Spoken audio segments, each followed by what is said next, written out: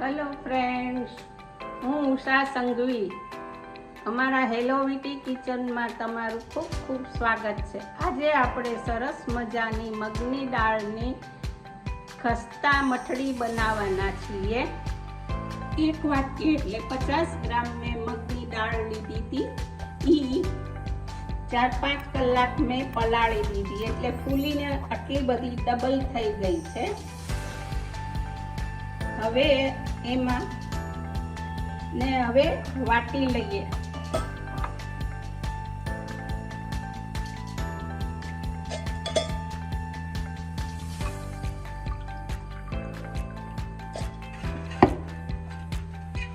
આ મગની દાળની પેસ્ટ બની ગઈ છે. આ રીતની અટકી આવી હોવી જોઈએ, દાણા ન રહેવા જોઈએ. આ રીતના હવે આપણે એક મોટા ઓલામાં કાઢી લઈએ. હવે આ સરસ મજાની પેસ્ટ વટાઈ ગઈ છે મગની દાળની. એમાં પહેલા રવો નાખીએ. રવો 50 ગ્રામ છે, જેટલી દાળ હતી ને એટલે 1 વાટકો થઈ. પહેલા આને મિક્સ કરી લઈએ એટલે રવો પલળતો થાય. હવે મસાલો કરીએ. અજમા 1 ટેબલસ્પૂન, 1 ટીસ્પૂન લીધેલું છે. 1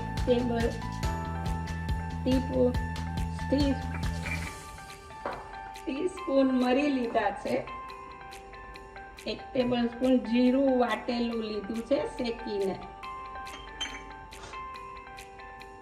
કસ્તુરી મેથી છે 1 ટેબલસ્પૂન અને મણ માટે 2 ટેબલસ્પૂન આપણે તેલ લીધું છે. હવે જોઈતા પ્રમાણમાં આપણે મીઠું લઈશું. હવે બધું મિક્સ કરી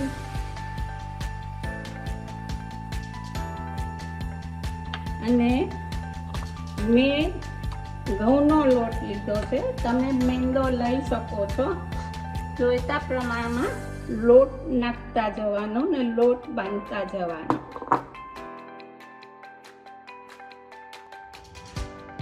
હવે આટલું મિક્સ થઈ ગયું છે. ભૂલી ગઈ હળદર ને મરચું, 1 ટીસ્પૂન મરચું, ચપટી હળદર અને ચપટી હિંગ. હજી થોડો લોટ જોશે એટલે હું નાખું છું.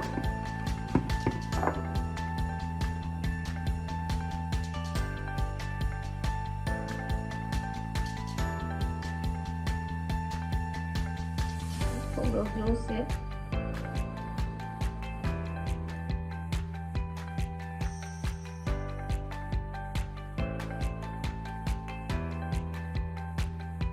આ પ્રમાણે હવે આપણો લોટ હવે નહીં જોવે.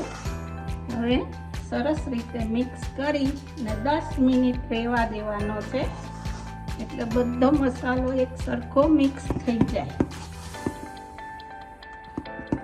હવે સેજ તેલ લઈને બધું બરાબર મિક્સ કરી લઈએ.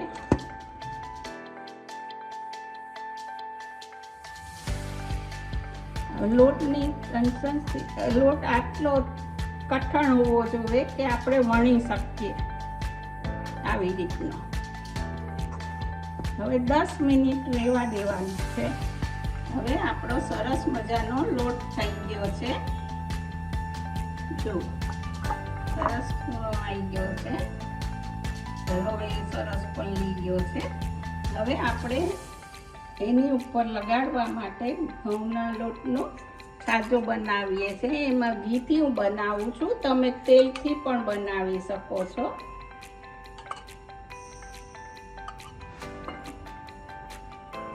ચાર જોઈ મારે જોશે તો નાખીશ. હજી ટેબલ સ્પૂન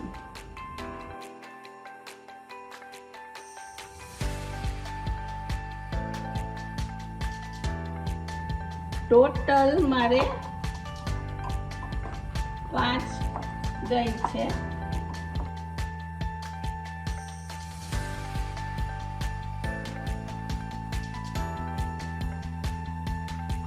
આટલું આપણે ઠીક રાખવાનું છે. હવે આપણે આ મઠડીના લોટને વણી લઈએ અને એકદમ પતલું વણવાનું છે. આવી રીતે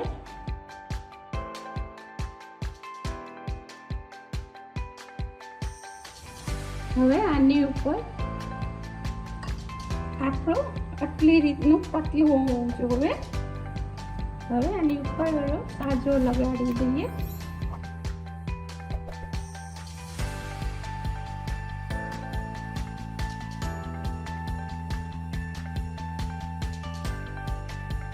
આવી રીતનું ચારે બાજુ લાગી જવું જોઈએ સાજો. ને હવે પોચા હાથે વાળી લેવાનું છે, બહુ કઠણ નહીં. હવે તો આ રોલ તૈયાર થઈ ગયો છે. હવે આને આપણે આવી રીતે રોલ વાળી લીધો છે. હવે આપણે લગભગ આટલી નાની બનાવવાની છે. આમ કટ કરી નાખવાનું ચપ્પુથી. અડધા 1 ઇંચની આપણે આવી રીતે એના કાપવાના છે. ગોળના તમારે મોટું કરવું હોય તો મોટા કાપવાના. મઠડી માટે મેં નાની કરી છે. હવે આપણે એને વણી લઈએ. આ ભાગ હોય ને એને ઉપરથી છે દબાવી એક જ વેણું મારવાનું છે આવી રીતે. એટલે એની જે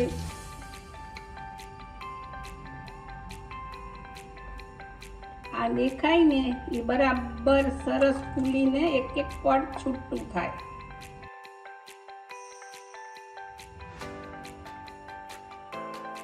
જો આવી રીતે દેખાય છે ને આમાં વણીને એ એક પડ છૂટું થાય. હવે જો આપણી બધી સરસ મજાની બધી વણાઈ ગઈ છે. પતલી નહીં વણવા, એક જ આની ઉપર.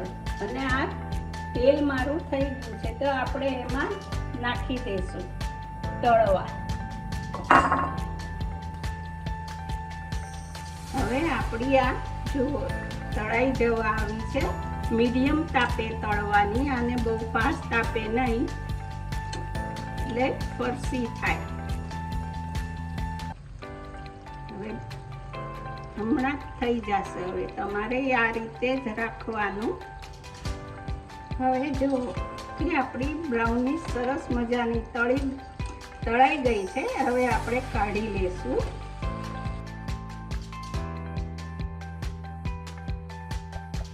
કલર મસ્ત આવ્યો છે. આવી રીતે જરા ખરે એટલે આપણે તોડીને જોશું. હવે આપણી આ મઠડી સરસ મજાની બની ગઈ છે. આવી રીતે કડક થાય. જો બહુ ફરસી થઈ છે.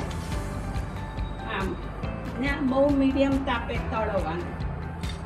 હા, 15 મહિના જેટલી રહેશે તમારે આરામથી. જો આ એ સરસ મજાની, જો કેવું સરસ છે. એટલે આટલી કડક છે ને, એટલે ફરસી છે, એટલે તમારે સરસ મજાની જાજો ટાઈમ રહેશે. હવે આપણી સરસ મજાની મગની દાળની ખસ્તા મઠડી બની ગઈ છે. તમે જરૂરથી બનાવજો. મારી ચેનલને લાઈક કરજો અને સબસ્ક્રાઈબ કરજો. બાય.